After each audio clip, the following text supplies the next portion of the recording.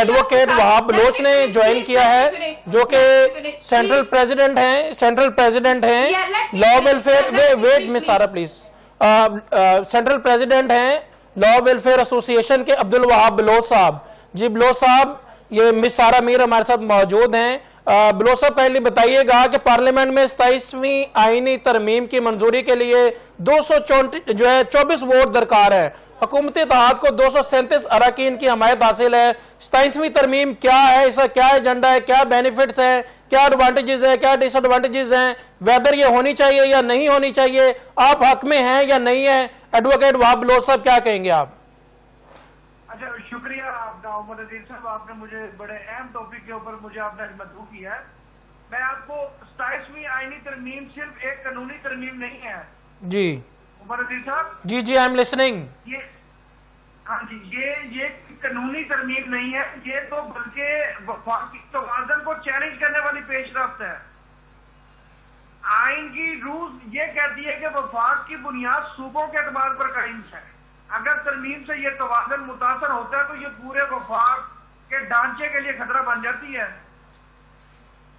میں اتفاق کروں گا یہاں پہ بریسٹر گوہر جو سے ہمارے اس ٹائم پی ٹی اے کو ریپرزینٹ کر رہے ہیں, انہوں نے بالکل درست کہا ہے کہ آئینی ترمیم کا اختیار صرف عوامی مینڈیٹ رکھنے والے نمائندوں کو حاصل ہے. جب حکومت خود اقلیتی مینڈیٹ پر کھڑی ہے تو ایسی ترمیم آئینی و اخلاقی دونوں لحاظ سے کمزور ہے. اور یہ سوال پیدا ہوتا ہے کہ کیا 16 نشستوں کی بنیاد پر وفاقی ڈھانچے میں تبدیلی جائز ہے؟ بالکل صحیح. آپ دیکھیں نا, پاکستان میں آئینی ترمیم ہمیشہ وسیع سیاسی اتفاق رائے سے کی جاتی رہی ہے. اگر آج کی حکومت بغیر اپوزیشن کی مشاورت کے ترمیم لاتی ہے تو یہ وفاق نہیں بلکہ مرکزی کنٹرول کو بڑھانے کی کوشش لگتی ہے. یہی وجہ ہے کہ اپوزیشن لیڈر محمود اشرف رہی کا میں نوٹیفیکیشن کا مطالبہ بھی آئینی توازن کی بحالی کے لیے اہم ہے.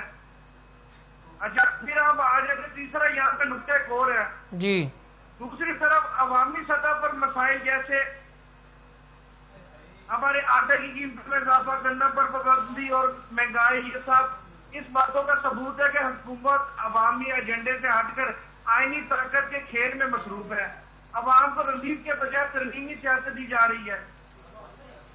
اگر ایسی ترمیم سیاسی بنیادوں پر کی گئی تو یہ صوبوں کے درمیان اعتماد کے فقدان اور مرکز سے بے اعتمادی کو جنم دے گی. وفاق ایک توازن ہے. مطلب آپ ڈس ایگری کرتے ہیں وہاب بلوچ صاحب کہ یہ نہیں ترمیم ہونی چاہیے؟ میں کہتا ہوں کہ یہ 26ویں ترمیم کے لیے 27ویں ترمیم ضروری ہے, اور 27ویں ترمیم کے لیے 28ویں بھی ہوگی. آپ دیکھیے گا 29ویں بھی ہوگی اور 30ویں بھی ہوگی.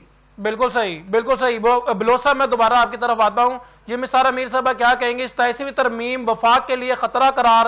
پی T A chairman barrister Gohar Ali Khan کا انتباہ. بریسٹر گوہر کا قومی اسمبلی میں خطاب, بولے آئینی ترمیم کا حق صرف مینڈیٹ والے اراکین کو ہے, حکومت کے پاس مینڈیٹ نہیں, 16 نشستوں سے وفاق نہیں چلایا جا سکتا. کیا کہیں گے مس سارا میر صاحبہ؟ دیکھیں